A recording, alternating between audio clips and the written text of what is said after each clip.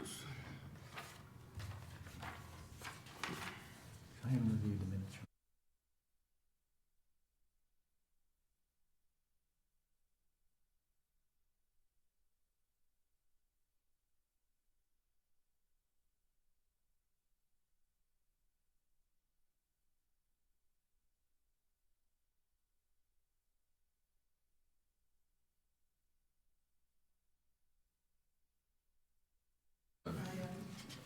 I scanned some things and I didn't catch that. Might make lots of Jesus. So am I on? Okay, there we go. Right, I would like to welcome everyone to the Town Council meeting on July 18th, 2023. As usual, our meetings are held in person and online with a link provided in the agenda header available on our website. I'd like to begin with roll call. Councillor McGuire, Present. Councillor Meany, Present. Councillor Height, Here. and I'm Councillor Chappell, I'm also present. And to my right is Town Manager Nate Rudy. If everyone could please rise for the Pledge of Allegiance. Pledge allegiance to the flag of the United States of America and to the republic for which it stands, one nation, under God, indivisible, with liberty and justice for all. First item on our agenda is the consent agenda, which I believe we are missing some content from our packet as it's not yet ready. So I would just like a motion to table the So consent. moved. So moved. Okay. That's all right. Matthew? Second? Yes. No, just you need to vote now. Oh, yes. Marty? Yes. Dan? Yes. And I'm also a yes.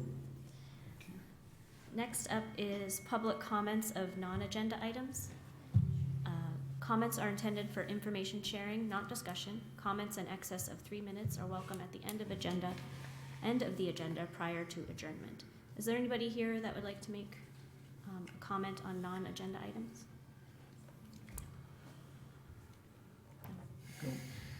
Not seeing anyone online. So I will close public comments. Next up is adjustments to the agenda. Does anyone have any adjustments to the agenda? We do have one. You want to go ahead and Yeah, share sure. that? Yeah, I would like to make one. We have Representative Arata here and Mary Sweeney Underwood, who's being honored with a legislative sentiment. So if Representative Arata would like to come up. Well, we have to actually vote. Oh, we have to Sorry. vote. Yeah, it's going to be All right, 4 or 5 my votes. apologies. Sorry. Still learning. So moved. Yeah, do I have a I'll motion to second vote? Thank you. So favor. Go ahead, Matthew. Yes. Marty? Yes. Dan? Yes. I'm also a yes. Okay, thank you. Sorry. Just crossing the Ts and dotting the Great, no, Is. I appreciate it. Oh, good evening. My name's Amy Arad, and I'm the representative for New Gloucester and part of Gray. And it's my pleasure to present this legislative sentiment today to Mary Sweeney Underwood. Here's a copy of it. This is the sentiment will appear in the record, the permanent record, so that anybody 100 years from now can look it up and read it and see that Mrs. Underwood was honored. So I'm going to read it to you now. It says, "Be it known to all that we, the members of the Senate and House of Representatives, join in recognizing Mary Sweeney Underwood of Gray, recipient of a Spirit of America Foundation Award. The Spirit of America Foundation was established to encourage and promote volunteerism, and the foundation presents awards to honor local individuals, organizations, or projects in appreciation of community service. We extend our congratulations and best wishes, and be it ordered that this official expression of sentiment be sent forthwith on behalf of the 131st Legislature and the people of the state of Maine."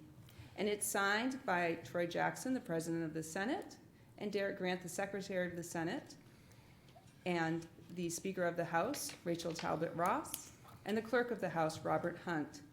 And this is in honor of Mrs. Sweeney Underwood's contributions to the town of Gray as she's introduced Nordic walking, something that will keep people of Gray healthy, as well as promote community kind of togetherness, which is really important right now.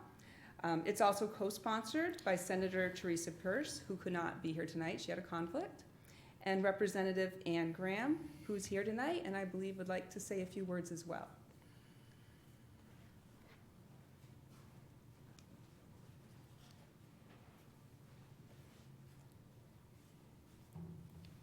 Thanks, Amy. So I'm really truly honored to be able to help sponsor this legislative sentiment. This is typically, when we're in session, read by Rob Hunt before all of us. And we often have the honoree in the gallery, and the speaker recognizes her being there. So I wonder if you'd come up over here, Mary, so that people can see you.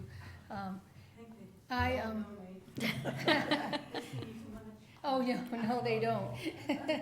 So I have to say, when I grow up, I want to be Mary. Yeah. She really, I mean, I think to talk about spirit of America, spirit of a community, Mary moving here 3 years ago, not long after losing her spouse, moves to the community and says, hey, I'm going to start Nordic walking, and I'm going to teach everybody how to do this. And how wonderful, Mary, to give of yourself to such a degree that I'm really inspired, and I need to come over and learn how to Nordic walk as well. But you are a gift to our community, and I wish we had more Marys. I think we do have them out there, and maybe they'll come and Nordic walk and be even more part of our community. So congratulations. So this is for you. I'll shake your hand. And I'd love for you to maybe just take your 3 minutes and say a few words to the people of Gray about how they can get involved in Nordic walking. Yeah. Amy did ask me to go to Augusta, and I felt it was important to come here because it's not just me. The council supported me. Anthony, our rec director, I've driven him almost nuts sometimes on it. People stop me on the street, and they see it as a community activity that's going to continue after I've moved on or on to another project. We purchased the poles through fundraising, so they're there. People try them for a month, and if they like them, they buy their own. If they can't buy them, we'll let them keep them. We haven't had anyone do that yet. But it's been a very interesting pulling the community together after the pandemic. People wanted to come out, but especially the senior group, but they were nervous about doing that. Had an absolutely beautiful grounds to walk on that are safe, bathrooms available inside. And when I first started here, I just lived across the street on Yarmouth Road. I was partially paralyzed from a herniated disc. I've had 4 of them. So I was dragging a leg, and I managed to get down here and around the path and found out Nordic walking. And the maintenance people outside cheered me on, didn't know who the heck I was. I just suddenly showed up. And one day I was going around, and I was sitting on benches and trying to get around. And one of them said, "We just timed you and you're flying today." And I was dragging a leg, you know. But that kept me going. And I tell that story to every new person I've had. And I think I'm reaching about 150 in Gray. I'm about to do New Gloucester. I've done Yarmouth. I've gone to help their rec director. Westbrook, Standish, Saco, and it's an activity anyone can do, you know, and we even have some people in walkers that are now doing that. But thank you, Anthony, for your help with that, and I appreciate it. And thank you.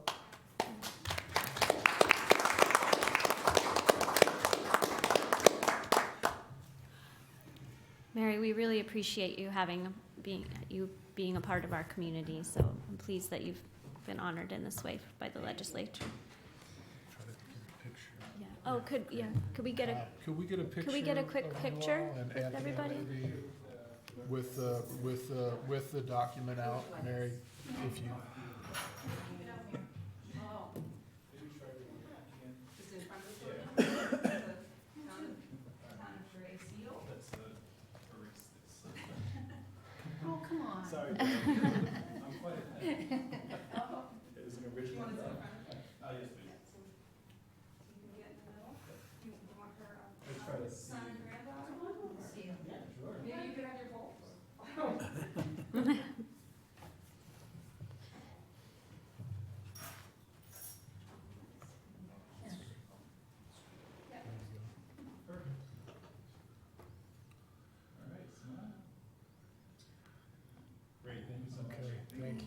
Thanks again. Okay, you don't. And he knows I'm gonna tell him to steal. He's the one that picked the apartment out for me, and I moved into it sight unseen to get closer to him and Window. Thank you, Patrick. Yeah. He is a critical care, transport paramedic for Lifeline, Well, Excellent. so he's quite dedicated. And his wife's respiratory therapist, so they were really important during the pandemic. so the apple didn't fall very far from the tree. It's true, yeah. Congratulations. Yes, Thank you very much. Yeah. thank you very much. I'm just gonna give them a minute to Yeah. situate it's- themselves. There are some things worth waiting for. Okay, we'll continue on. Have some appointments to make for our committee, so that's good news. Looking for a motion to review and act upon approving the appointment of Georgia Marie Woodbury as a regular member of the Zoning Board of Appeals with a term expiring on August 31st, 2026. So moved. I'll Second. go ahead. Matthew, Yes. Marty, Yes. Dan, Thank you, Georgie, yes. and I'm also a yes. Yes. Next up is to review and act upon approving the appointment of Michael D. Michaud as a regular member of the Recreation Committee with a term expiring on August 31st, 2026. Do I have a motion? So moved. I'll second it. Okay. Anyone have any, I forgot to ask this on the last one, does anyone have any thoughts or comments? No? No, Michael, sounds like he'd be a good addition to the committee. Yeah. Thank you very much. Yeah, and I also want to thank Georgia for reapplying to her position, and thank you, Michael. Dan, Yes. Marty, Yes. Matthew, Yes. and I'm also a yes. And next up, looking for a motion to review and act upon approving the appointment of Sandra Carter as a regular member of the Dry Mills School Committee with a term expiring on August 31st, 2026. So moved. Second. I don't know. That's This one's questionable. This is one of our more shady appointments. Who was that woman? No, I'm not sure unfortunately. she's qualified. Stated anywhere near No. no one should watch this. Sandy is more than qualified to be on this committee. Oh, She's been absolutely. council liaison for her term that ended this last session, and she will do an excellent job as a regular member. Dan, Yes. Marty, Yes. Matthew, Yes. and I'm also a yes. Thank Next, you, Sandra. yes, thank you, Thank Sandy. you, Sandy. Next up, to review and act upon approving the appointment of Andrew Hersom as a regular member of the Ordinance Advisory Committee with a term expiring on August 31st, 2024. So moved. Second. I just want to make a comment that the term expiration for Andrew is different than the others because he is replacing a member that resigned in the middle of their term. So has a one-year appointment and then will need to reapply. But I want to thank Andrew. Doug has mentioned that he's very qualified. He was an intern here in Gray prior to being interested in joining the committee. So. Yeah, I remember that. We were Mhm. very fortunate to have Andrew in this capacity. Okay. Matthew, Yes. Marty, Yes. Dan, Yes. and I'm also a yes. Next up, looking for a motion to review and act upon approving contracted services for the annual municipal audit. So moved. Second. Just trying to find the packet page. On this page 15 for the RFP and page 23 for the proposal. Let me jump to 23 then. So, correct me if I'm wrong, Nate, but we had one applicant for this RFP, is that correct? Yeah, there's one applicant with a proposal that is in force. And this is the Keel Hood out of Fairfield. And there were some other proposals submitted. One, they have backed out of consideration. Okay. And the Finance Committee I can let Councilor Meany speak to this, but the Finance Committee met yesterday and gave their recommendation on my request after they considered the applicants to support this proposal. Yes.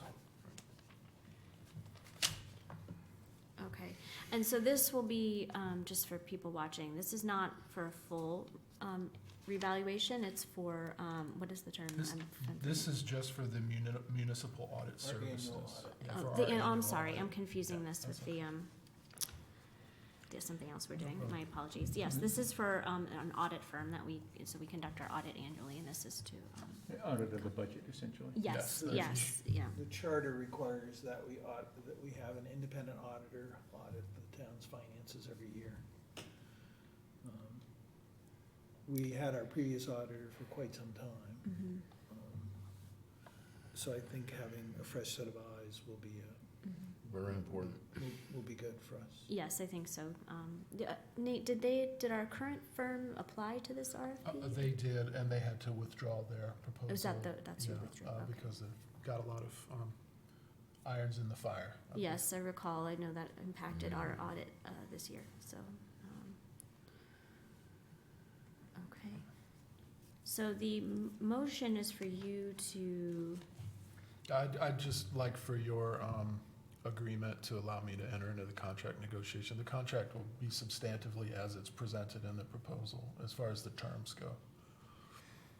With okay. Keel Hood And with the CPA. So Keel Hood it should CPA firm. Keel Hood Yeah, with, CPA. right. So we should, Keel Hood CPA, so we will need to amend the motion with that yes. firm.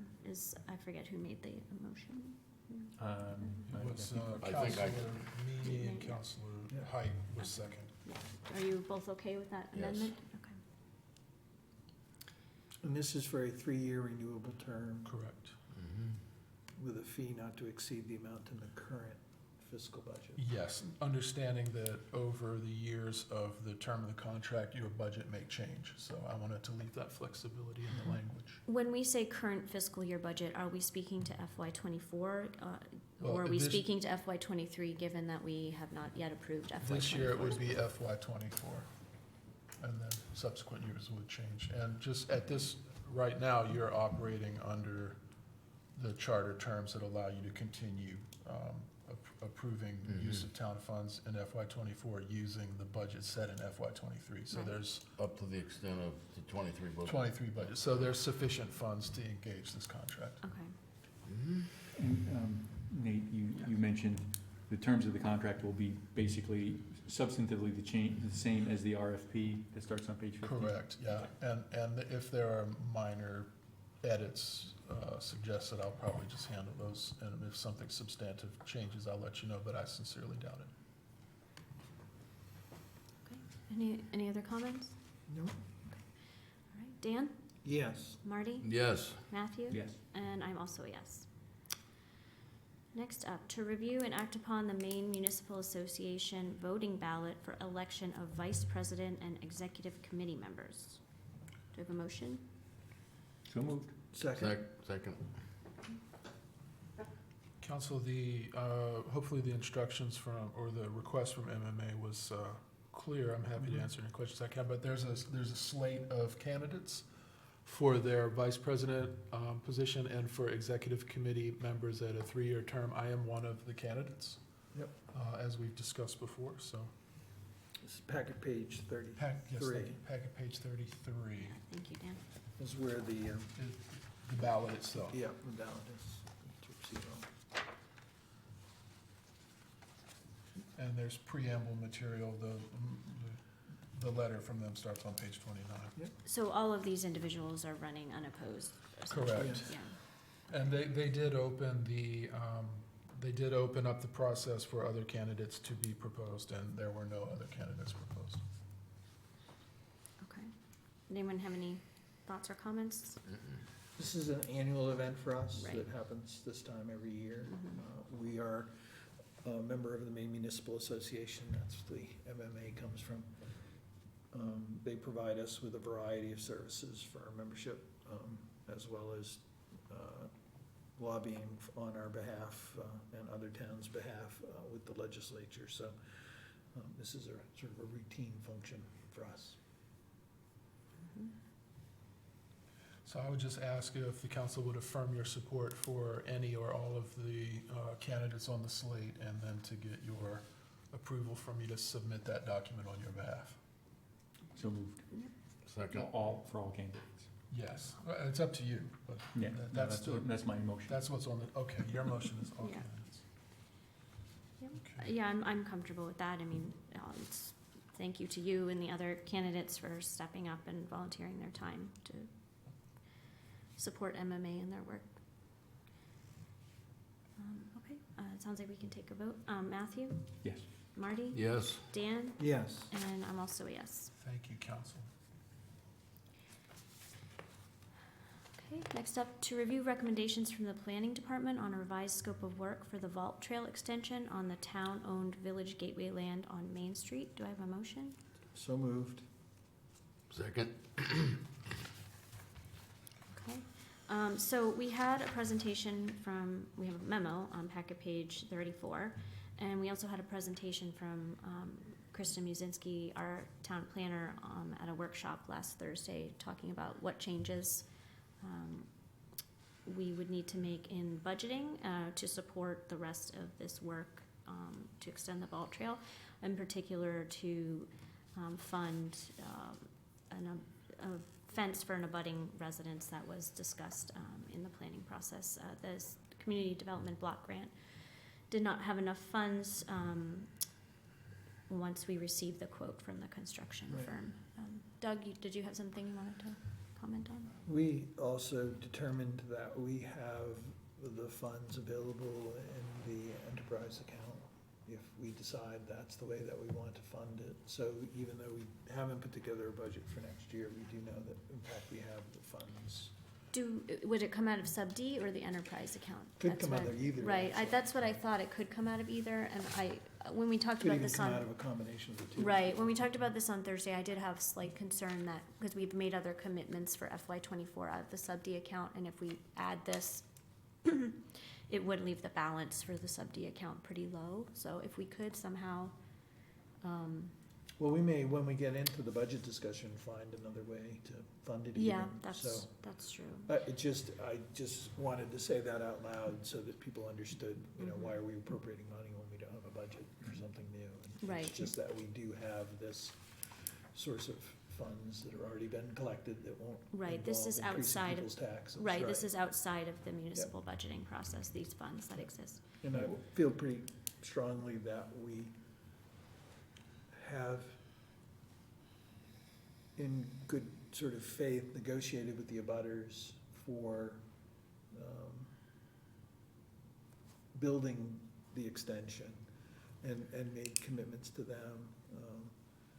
And I just feel like we need to honor that. Yeah, agreed. Anyone else have thoughts? No, I mean, does Nate have the direction he needs? I do. Okay.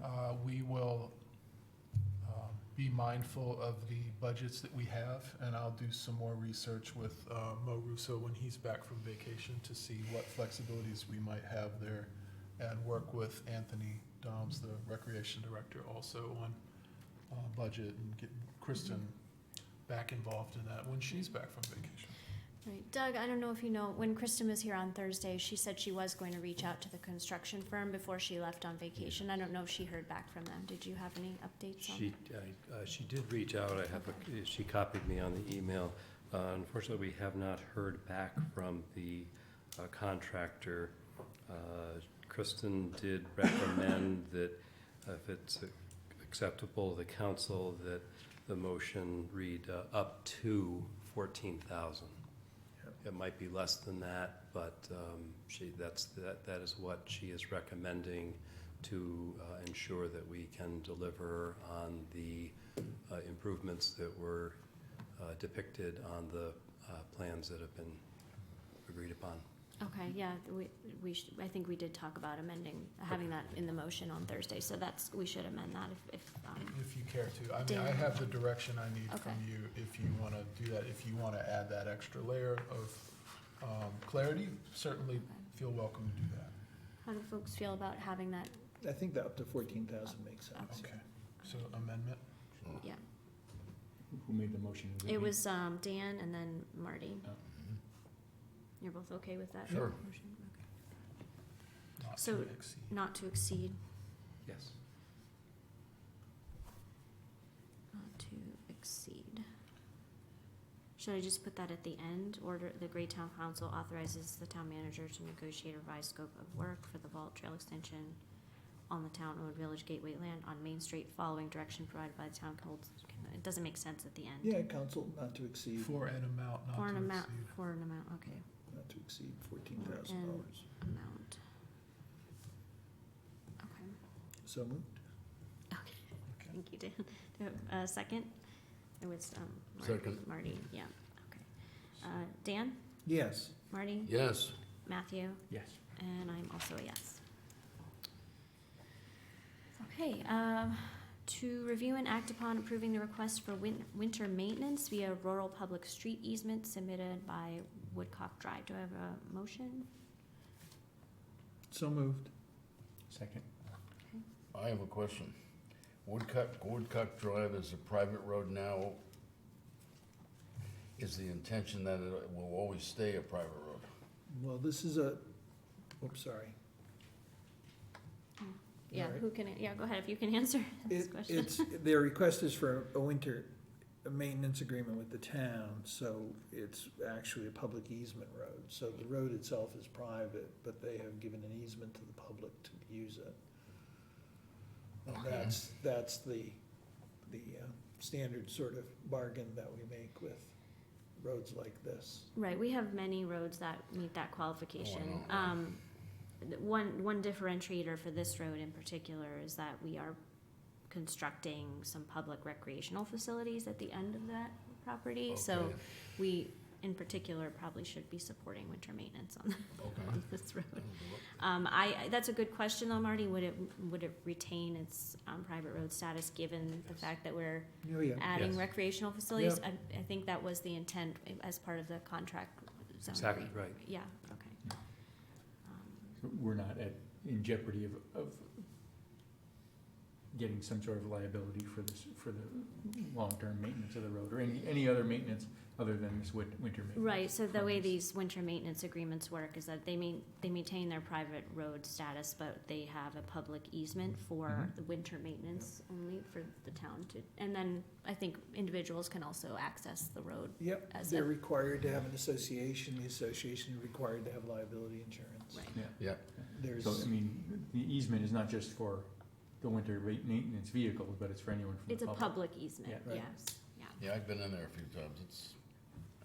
That's a nice neighborhood. I haven't been back there, but, it's, I had some questions. okay, go ahead. And maybe you can answer, Doug, is this agreement for the existing road or because phase 2 hasn't been approved yet? This agreement that's proposed is for the original, if you will, portion, Yeah, as well as Phase 1 only. Okay. Phase 2 hasn't even been approved, right. and it's not eligible until 75% of those in that phase receive their COs, not building permit COs. Yeah, is there actually an association? Is there actually a Stillwater Pines Association? Because it was my understanding that the developer was the association. And I thought he was waiting to create the association until phase 2 was done to do it all together. That's what I understood from our site walk about phase 2. There is on council packet, page 41, there is a public easement deed from Benjamin Grover, representing the Stillwater Pines Homeowners Association. So I think what's happening is that the developer is representing the association, as to your point, until phase 2 is complete, at which point that portion of the road, not the original portion, that's been one of the complicating elements here. We have the original portion, then there's phase 1, and then there's phase 2. Yeah, there's a couple of things with that CZA that didn't work the way we had hoped that they would. Yep. Um, Agreed. But Kristen has been in contact with the town's attorney to ensure that we have the sufficient documentation, right title or interest to bring this before you. I would also respectfully point out the the motion that Kristen's advocating, where she ties it to, it's in the motion, the assumed approval of the FY '24 budget and in line with the budget numbers for the winter maintenance therein. We did also confirm with the acting Public Works Director that this was added, if the council recalls, or almost towards the tail end, but there were funds included in the contract amount for winter maintenance, contemplating that this request would be coming before you for winter maintenance services for the upcoming winter. One of my concerns about doing this now is the fact that there's a part 2, but maybe that's not a big deal. The other thing that is a concern of some of the residents, I don't know how many, I didn't speak to anybody specifically about this during the planning board site walk for phase 2, but apparently there have been complaints that phase 1 road is too narrow, and that when the snow is plowed, it's not pushed back very far from the road, and so the on-street parking is sort of crowded. I have some questions. I believe in our winter maintenance agreement, I believe the contractors are required to have plow vehicles with wings, but I couldn't remember, and I haven't had a chance to ask Tim I don't know. or to look up the contract to see. And the developer has actually asked the planning board to widen the road for phase 2. Would We- they expand the phase 1 section also at that time? No. So it would be like a wide road, narrower Well, road, the- wide road? The first set, yes, Yeah, kind I of, in a funny kind of a way. Yeah. I was under the misunderstanding that the CZA was a binding agreement with the developer. The town's attorney says that no, in fact, the planning board can negotiate a change to the CZA. I confess that that's not something I'm particularly pleased to be learning at this point in time. It doesn't necessarily mean that the road width will change, but it just feels like we're doing this, but it's not done yet. Do you know what I mean? I think that's what I'm struggling with here. So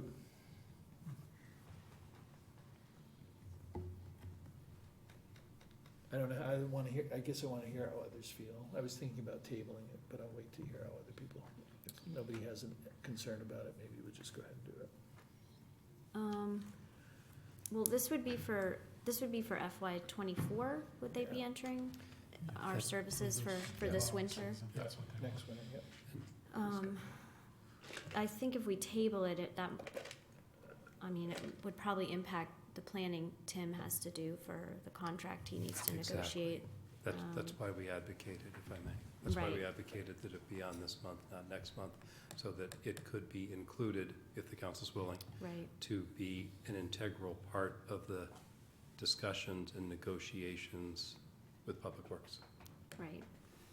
Then we should go ahead. Yeah, I'm inclined to go ahead. I mean, Okay. we knew this was coming because we had supported it as part of the contract zone agreement. And I mean, we also are aware they're working on phase 2. It's not like they're not planning to do it. Nate?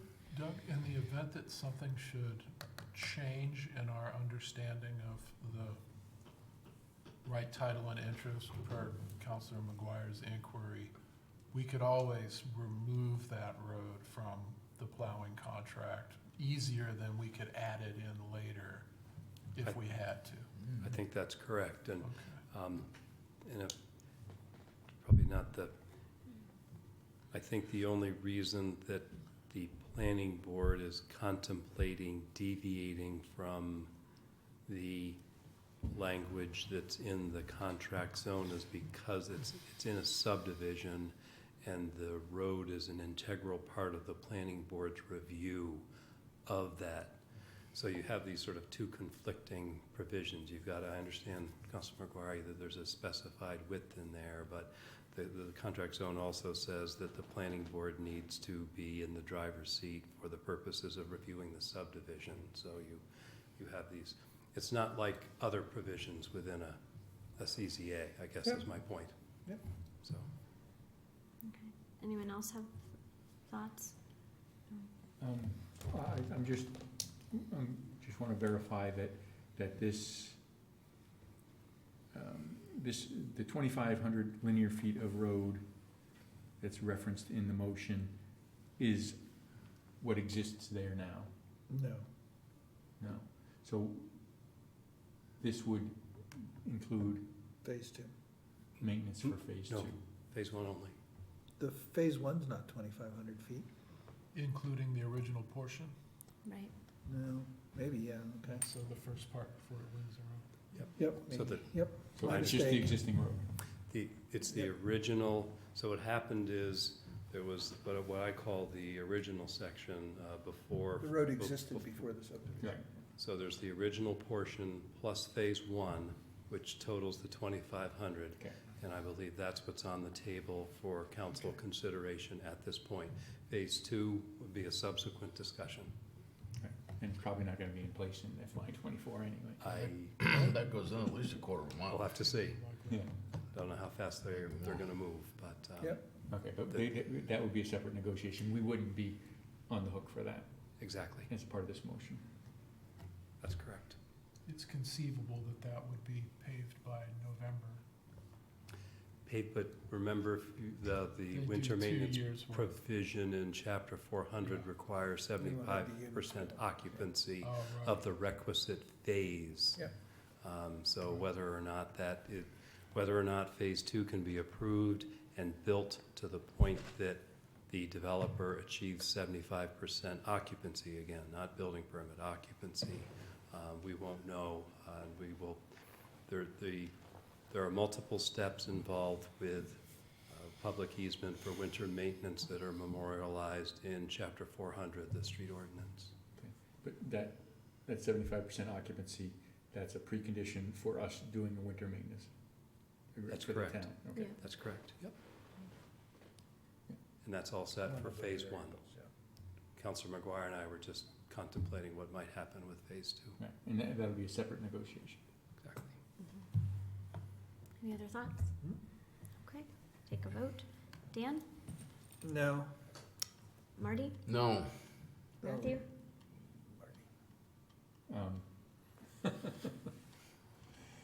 We don't have a five-person representation. Yeah. I guess I'm gonna vote no. Yeah, if Marty and Dan feel that strongly about it. Well, I'm planning to vote yes, I will vote yes, but, yeah. Since I voted no, I can make a motion to reconsider.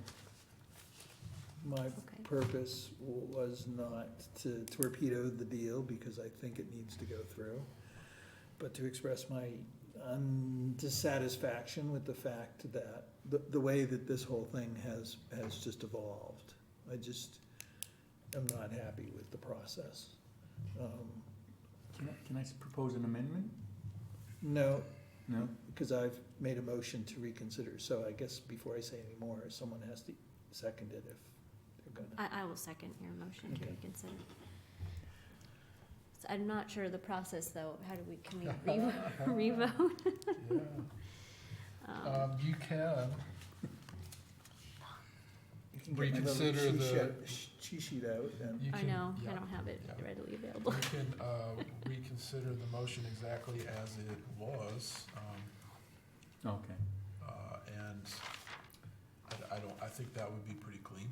Yeah, Okay, can we all vote on the reconsideration, or just Dan? No, You who's- would all, Oh, you would okay. be recalling only a it. person who votes in the negative can make a motion to Right, reconsider. okay, we just have never done this before, so. Yeah, I it's, guess- yeah.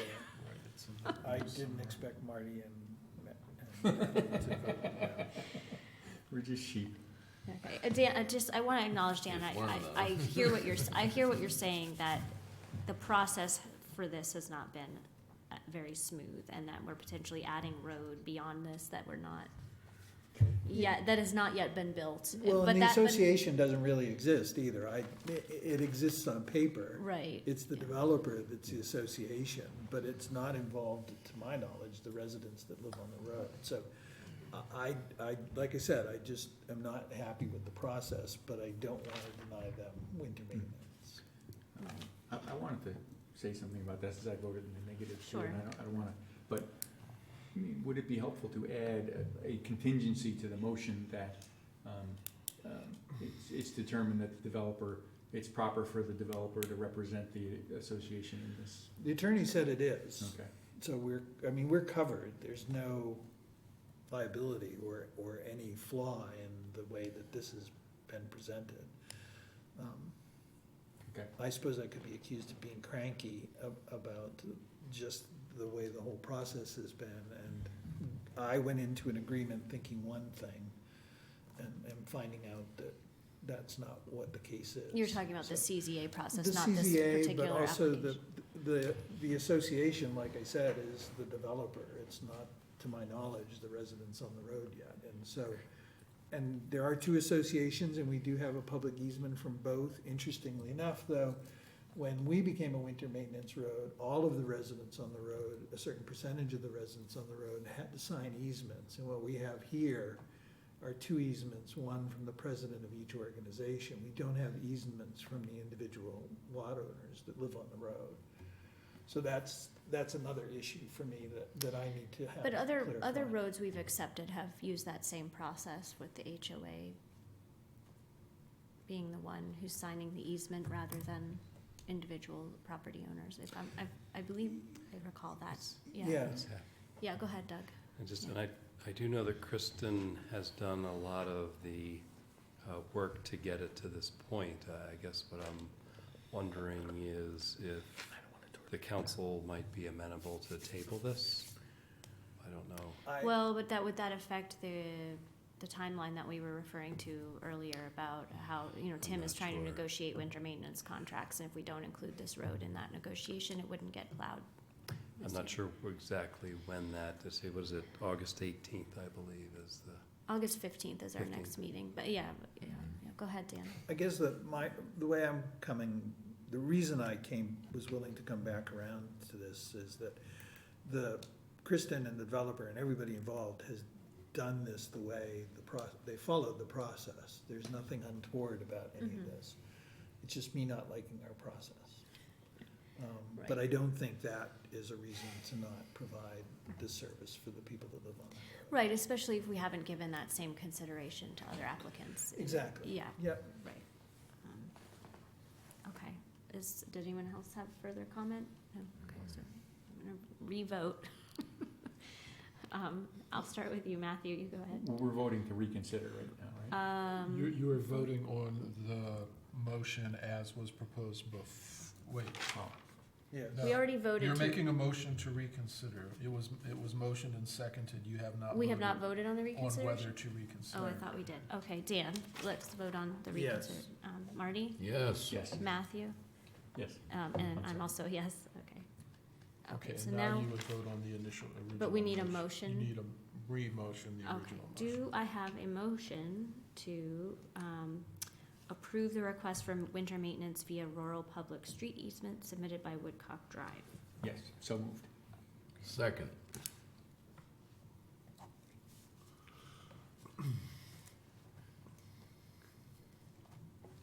Sorry, I'm just making notes. Okay, Dan, Yes. Marty, Yes. Matthew? Yes. I'm also a yes, still a yes, so.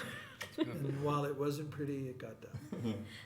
Dragging it across the I almost voted no, just for Dan, because I know you wanted to vote no. It's all right. I would have voted yes, whether you voted no. That proves to me that sometimes it's just not worth trying to make a point. If we had had Ann here, maybe it would be a different scenario there, but that's Yeah. fine. Okay, next up is the report from the council chair, and admittedly, I don't have a lot to report, as I'm just beginning as council chair. Let me see. I know that, just want to remind everyone, we have a second budget workshop coming up this Thursday, the 20th at 5 o'clock. Nate has sent around some content for that. He sent it around early, and I believe, I don't know if it's posted online yet. We'll post it tomorrow We're morning. posting that online tomorrow Just morning. wanted to make sure I didn't miss anything. Right, we had requested the projected FY '24 expenses, revenues, and the CIP content that we'd reviewed at prior budget workshops before the June vote. And so we just want to look at that content again before we begin our discussion about adjustments that we might make.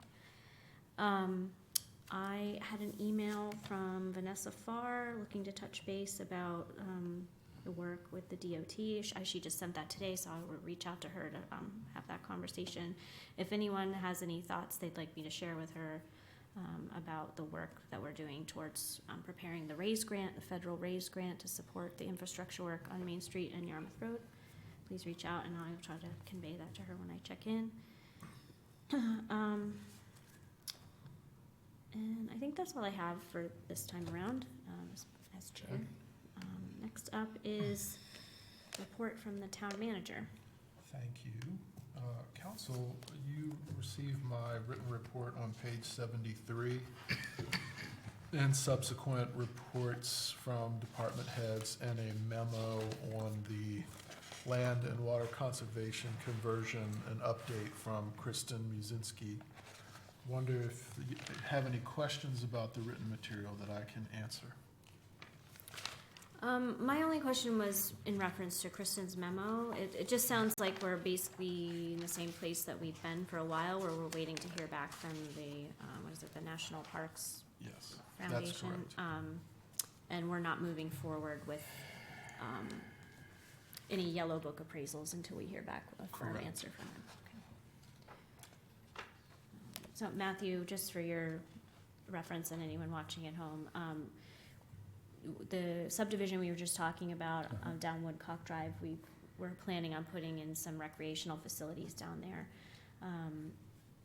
I don't know how long ago, but the town received a Land for Maine Futures grant to build some tennis courts on some school property at the high school, with the stipulation that they were not to be replaced or torn down for anything but recreational uses. And I believe they were at some point torn down improperly. And so the town has not been allowed to apply for any Land for Maine Futures grants because we did not abide by, I don't remember when The this happened. agreement, We didn't abide by the agreement.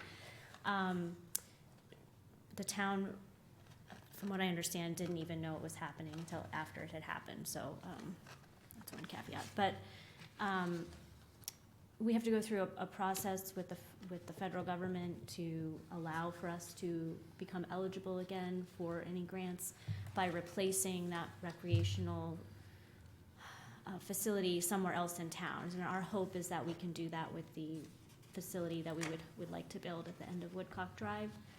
But before we can do that, we have to go through an appraisal process called a yellow book appraisal that is fairly time-consuming and expensive and needs the approval of the federal government. So we're just waiting. They've been backlogged because of staff shortages there, and so we're basically waiting on a representative to come and give us permission to do those appraisals and move forward. Well done. Did I summarize that? And the idea would be that there would be tennis courts at this Not facility? necessarily, Just just, it just recreation. needs to be a recreational space that is equivalent in value to those The, tennis the courts. tennis court agreement goes back to the 70s, and actually, the Land for Maine Futures didn't exist at that Right. time. It was money from another federal source, and it was used more broadly for recreation facilities than the Land for Maine Futures does now. A piece of Libby Hill was acquired with Land from Maine Futures money, so we're just kind of blackballed until we resolve this issue, as Krista said. But it was a town, the town was somehow on the hook, but it was a school facility? The, Is this date from yes, yeah. before the SAD or something like that? No, it wasn't before the SAD 15, but it was, the tennis courts had been in disuse for years, and they needed parking, so they paved it and put parking there. Which is not a recreational use, No, which didn't meet the letter of the law. no. Very good. Yeah. Two other quick notes. One is that I'm very sorry to report that we received from Pam Edson a notice that she is resigning to take another position. She's going to be, I understand, working with more flexibility, working from home, so this is a good news for her and her family, but certainly bad news for the town of Gray, and she has a tremendous amount of institutional knowledge and personality, certainly, that we will miss, but we wish her very well. She seems very happy with her decision, and I know it's be an adjustment for Doug and for the code office. We'll persevere, but we wish Pam well. Yeah, absolutely. And also wanted to advise you all that I intend to be to take the invitation to the Forest Lake Association breakfast on Saturday, so I will be there. I don't know if any of you all will be there, but I will, and I'll report back. Yeah, I'm Thank not you. able to attend, unfortunately, but thank you for going. Sure thing. But we're all invited if we want You're all invited. Yeah. Well, we can't all go, so. Right, we only can't, two three of of, you. right, Yeah, we can't, three of us can't be here there. Well, Nate, to. you could be, yeah, Nate can go. but- two I'm just a more than two nobody. counselors can't be there. If you would like to Right, go, that's a Matthew. meeting. Yes, They frown on that. yeah. Did you receive the invitation? Okay, all right, yeah. I don't remember receiving it, but that was. Okay, next up is. Actually, I have some questions for Nate. if that's Sure, oh, acceptable. yeah, sorry, go ahead. I'd like some more detailed information. You said you were coordinating with the principal group, GPCOG, Yes. Coral Palmer. I'd like a more detailed, doesn't have to be right now, but Okay. a more detailed conversation around where we're at with that planning. And I think it would be good for Ann, when she gets back, and for Matthew to have an understanding of what Yeah. work it is those different groups are doing. Right, I haven't met with Vanessa yet, but I'm hoping that she was gonna give me a little more insight into that, which I will also share, but perhaps we could have them check in with the whole council also. Excellent timing. The other question I had is, do you see a time when the town office hours will be restored? Yes. We are doing a study right now on what Gray's office hours are compared to other municipalities comparable and in the area. And we're going to make recommendations to council based on that. And that will include right now the basic two differences are we're opening later on Thursdays to give staff time to do project work, and I actually think that's a good thing. There's some differences of opinion about that. But the other modification is that we have all of the clerks taking their lunch breaks at the same time, which means that the office is closed rather than a staggered lunch break where there was like one person there while the other two were off.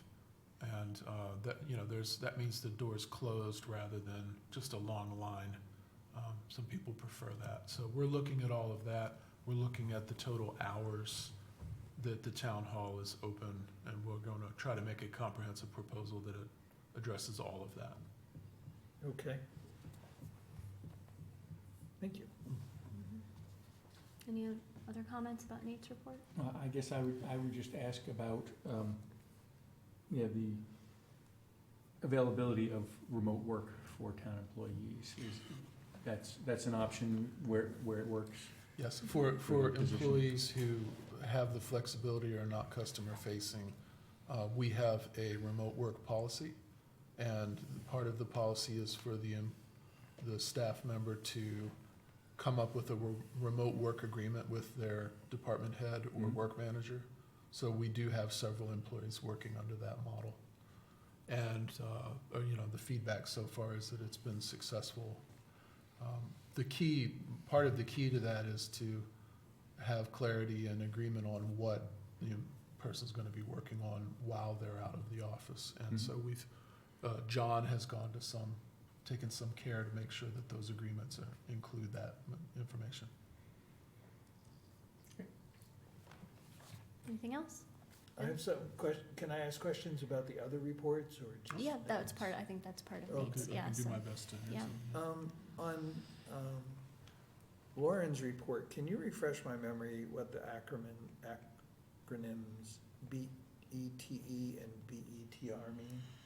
Business equipment tax exemption versus business equipment tax reimbursement. And the BETR program was discontinued some time ago, but the BETE program remains active. Okay, thank you. And then, I noticed in Doug's report, or no, actually, sorry, it was the code enforcement, it was Tammy's report, that there were 11 foundations in the last month, which seemed a good number, and I wondered if we had any idea what kind of structures were being built. I think it's single-family homes. Some of those are very likely, excuse me, tear down rebuilds in shoreland. Okay. So not necessarily new dwelling units. Do we know how many of those might be duplexes? I do not. Okay. Would you like to know? Well, yeah, I'm growing a little concerned, to be quite honest with you, at the proportions. It feels like there's more duplexes being built, and that assumption may be wrong, so I'd just like to know. Okay, I'll find out. And I think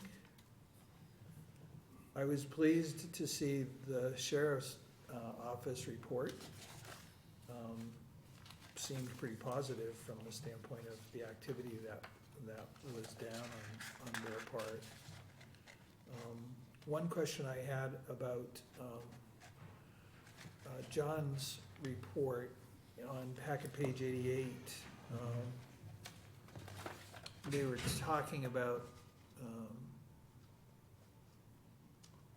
sort of transactions and the amount, and I was wondering how do you keep track of do you keep track of the number of people that come to the clerk's office each day? We were tracking that for a while, but we've stopped tracking it. Okay. And I think that was my last question. Did you stop tracking it because you got the answer you wanted, or because it was time consuming? It was more that we got enough information to be able to measure the trends and the amount of traffic. And this was during the time period when Judy Rand was the only clerk. And so when, the supposition was that she was going to be overwhelmed with traffic and wouldn't be able to do it. To her credit, she handled it extremely well. She did an amazing job. Amazing for the town. job. And so at the time that the other two hires were made in the clerk's office, we decided that might not be a very meaningful piece of information because it was done during the winter, which is a slower season, and during a time where she was the only person at the window. So we know that at times traffic is heavy and there's a bit of a line. Especially when there's only one clerk, for whatever reasons, there's only one clerk on duty. Or right after you reopen after lunch. Correct. Yeah, so we do observe that, but we've tried to stay more focused at this point on resolving the issue of what are we gonna do with office hours. Okay. Thank you, that's all. We can go back to gathering that information if you think would be helpful. No, I just wondered how I guess I'm just curious about how you know how many people you need and how busy those people are and just how that all fits together. It's really more the clerks, the town clerk giving me feedback on a weekly basis. Okay. That's all, thank you. Okay, thank you, Nate. Next up is committee reports. Dan, would you like to begin? Sure. The planning board met, as I mentioned earlier. There was they talked about Stillwater Pines. There were 3 issues. Avestia is inching ever closer to the point where they can actually do their work. So that's a good thing. That's been a long trek for them. And then there was another instance of a subdivision. I forget, to be honest with you, the name of this particular one. It has an interesting history, though. It's one of these subdivisions that's changed hands over time and morphed from what it was originally supposed to be into something that was originally promised it would never become. And it's, I don't know, I'm not quite sure how we wrap our heads around that and sort of stop some of those things from happening. But it was a very busy meeting for the planning board. That's the only committee report that I have. Marnie? Okay, we had our first annual Community Day on June 24th.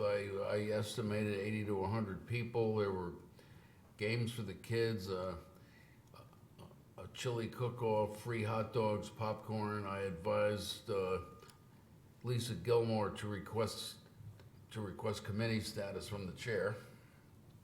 There will be no Zoning Board of Appeals meeting in July.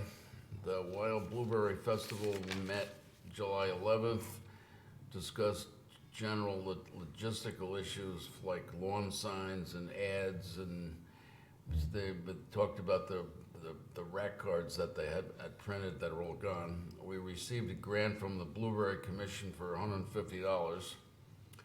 The next meeting is July 25th, and the Blueberry Festival is August 13th. The Finance Committee met yesterday, discussed reporting, forecasting expenses, the new audit firm. We need a new member because, what was his name? I forgot. Gary Robbins. Yep. Gary Robbins is leaving. And the next meeting is September 21st at 4 p.m. And to Dan's report on the planning board that land on Campbell Shore Road, there's a site walk on August 3rd at 5 p.m. And that's my report. Okay. Matthew? Well, it's a very impressive report, and I don't, I am sorry, I have not assembled a report to that effect. There were two of my committees that met since the last meeting, and I did not make it to those meetings. The Gray Schoolhouse, the Dry Mill Schoolhouse, museum is having a meeting on August 3rd, and I will be at that one. And I have not committed to memory the next meeting of the Open Space Committee or anyway, I'm not well versed in my committee's That's all right. schedule. It's your first couple weeks. You'll have more to say next time. Yes. I also don't have a ton to report. The Ordinance Advisory Committee did meet on July 6th, and we had a really good conversation about the feedback for the zoning map that Doug is working on amending. He had a specific question about whether or not current subdivisions, so for instance, Blueberry Lane or current subdivisions in rural parts of town, so areas of town that are in rural zones but have subdivisions. Blueberry Lane, May Meadow, those are the ones Doug was using as an example. Would we, in the future zoning map, would we want to zone those as residential to honor the covenants of those HOAs? We had a pretty lengthy conversation about it, and the OAC really felt that we didn't need to make that designation, that if they exist in rural zones, they're not prohibited from developing these subdivisions, and that the covenants that exist for the HOAs would take care of any potential mixed-use development that might be proposed or commercial uses, because they would still need to follow the covenants of the HOAs. So we don't need to designate them as residential because they have those covenants and they are actually in rural zones. One caveat to that recommendation, though, was that they suggested that any parcels of land in those subdivisions that abut major roadways like Route 26 might want some sort of mixed-use designation rather than a specific rural designation as they currently exist. That was the recommendations. We don't have anything finalized yet, but I thought that it was a good conversation, and they made a lot of good points about the covenants. Could I ask you a question? Sure. about that? Did the conversation about the residential village zones come up in that conversation at all?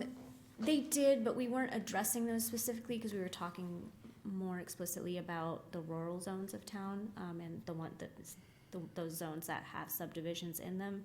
I think we're all in agreement that the residential subdivisions that exist in the village areas we need to flesh that out a little more, what that looks like.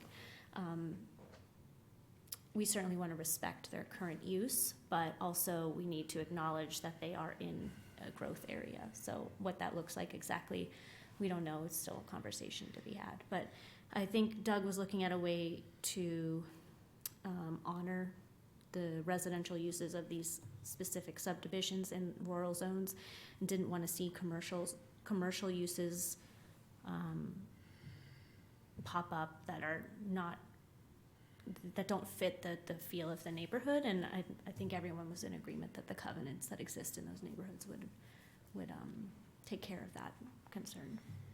They don't exist though for some, like the neighborhood surrounding like Marie Ave or Adler Drive, or those roads through there, which aren't subdivisions per se, but which are heavily residential. Right, so we talked about those neighborhoods because they were an example of roads that abut. Great Park would be another. Right, they abut, we didn't talk about Great Park specifically, but we were talking about those other neighborhoods you just mentioned, because they abut the portion of 26 that's currently designated as a transition zone in the land use map.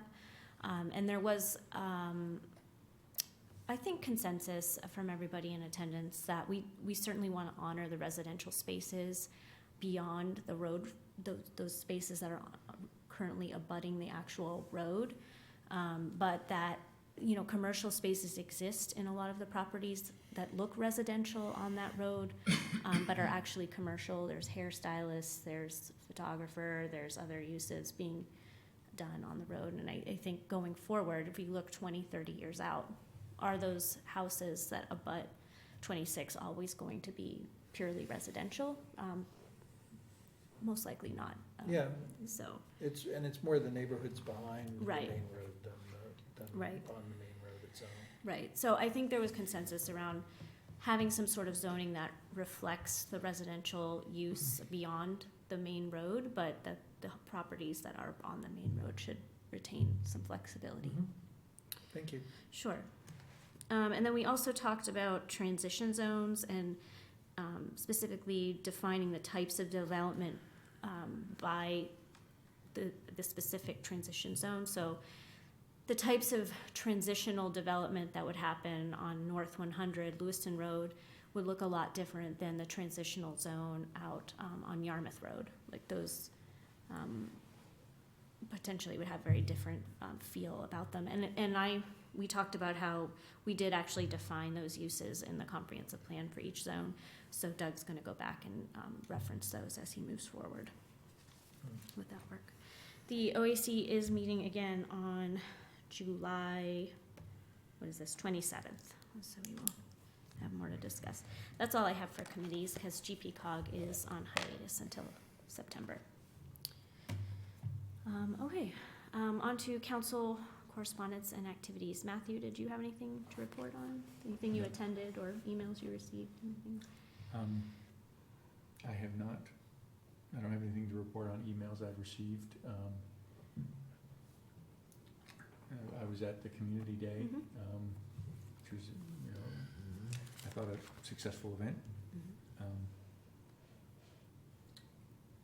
But I don't think I have anything else. That's fine. Yeah, Marty, did you have anything? I had a conversation last Saturday with a lady from River's Edge Road who insists that the town has taken over her road, and I said, I don't think so. And that's all I have.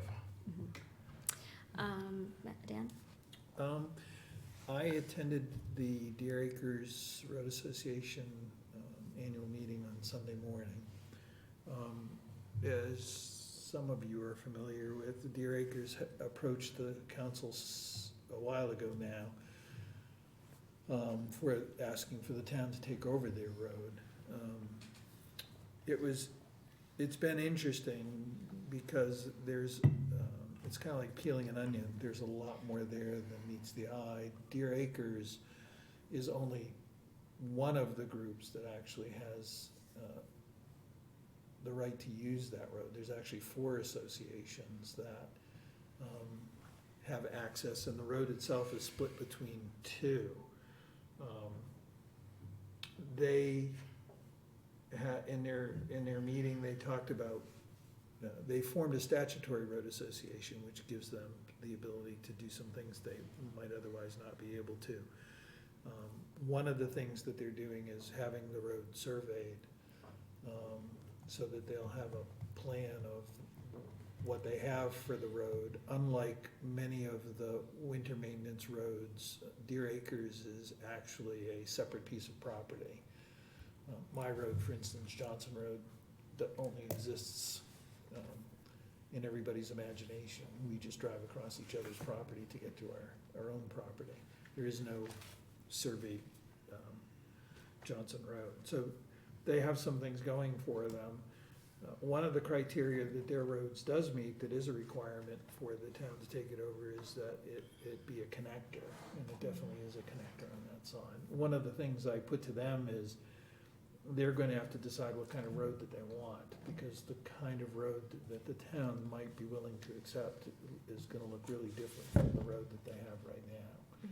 So they have a lot of work to do to decide sort of where they wanna go. I did propose to them, and I did say I'd bring back to you, that the idea, at some point, we're going to have a workshop with that group. I think I would suggest it be sort of more of a discovery conversation without any particular goal, but with just an attempt to capture what all the issues are and begin to figure out who's responsible for what. They're looking to meet with some of the boards of some of the other associations, and I've offered to attend those meetings. Obviously, I don't go as a counselor, and I don't make any promises. But I think that when we get to the point where we have a workshop, I think it would behoove us to use the same model that we did with Yarmouth Road, whereby we send out invites to those. I did ask, interestingly enough, there are 45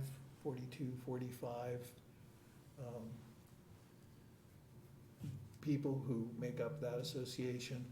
There were probably 30 people at this meeting. Not one of them received the budget flyer.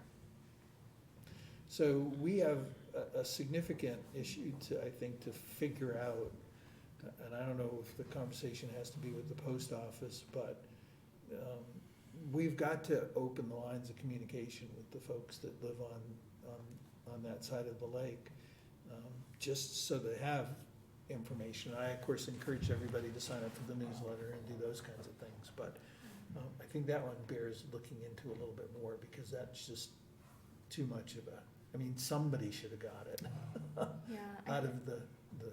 I know that was a concern when we were considering sending it, that I know that we raised that, so, yeah,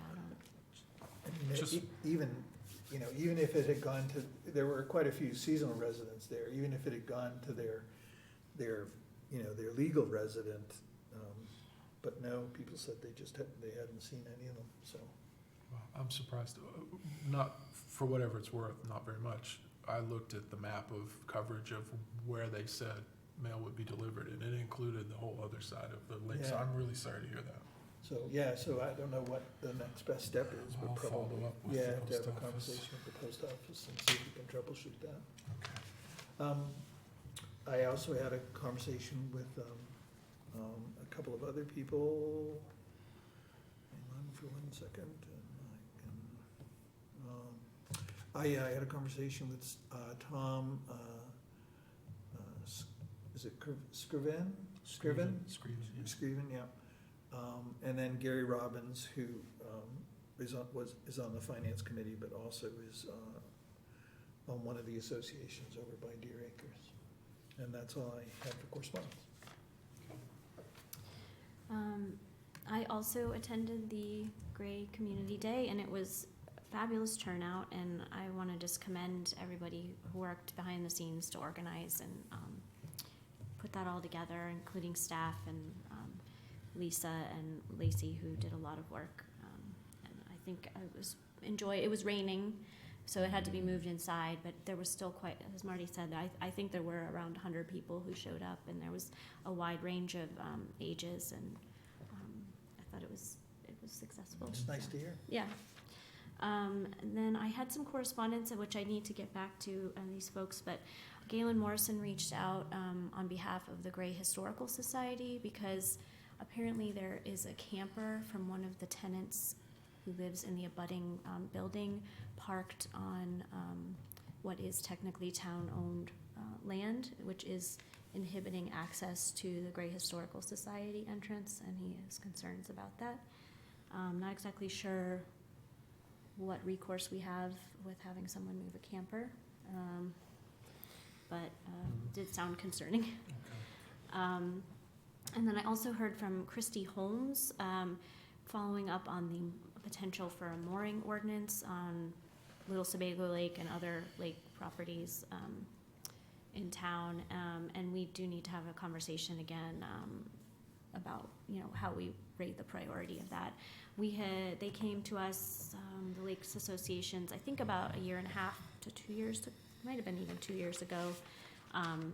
There's concern that people who don't have property are mooring boats permanently on the lake, and it's creating a traffic hazard if there's too many boats moored in the same place and too close to the shoreline also.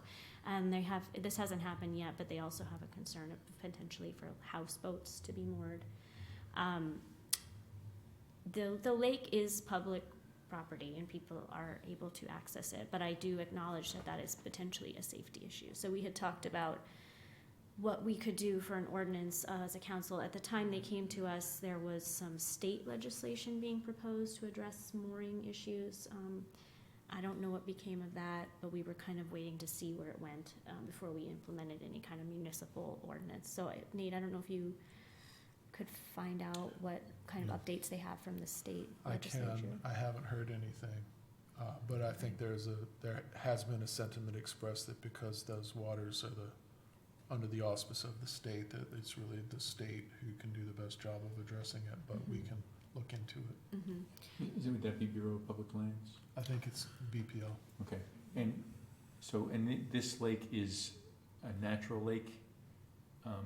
In some cases, if it's an impoundment, the property owners, the shore property owners own to the natural water line, or the thread of the stream, basically, Right.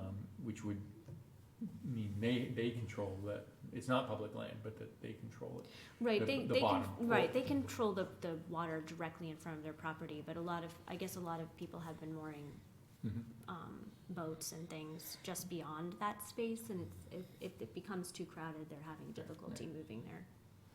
There are other Whatever their communities, stuff is. Raymond, Casco, in Sebago Lake that have mooring. Fry Island has a mooring ordinance. Yeah. So that might be something that we ask OAC to look at too, I don't know. Okay, yeah, I forget where it was on our priority list, but Yeah. I don't think it was high, No. because, we just have so many other things going on, but I do acknowledge that this is potentially a safety issue, and to Dan's point, other municipalities have addressed it, so. Yeah. So perhaps we should look at it again, and I can get back to Christy to let her know. And I think that's all I had, that was pertinent at the moment. Anyone else have anything else before I look for a motion? No. Okay. So I'm. I'm sorry. Yeah, go I ahead. did recall a conversation I had. Great. Sorry about that. With That's all right. Adam Wilkinson, and he didn't seek me out. He was delivering some material for me, and we got in a conversation in my driveway, and he mentioned his concerns about the road posting ordinance Okay. of last year, and he mentioned that to me. He told me he'd address the council on it and that sort of thing, and talked to Dan about it, and that he's, you know, I think he's still expressed that he had some concerns, but,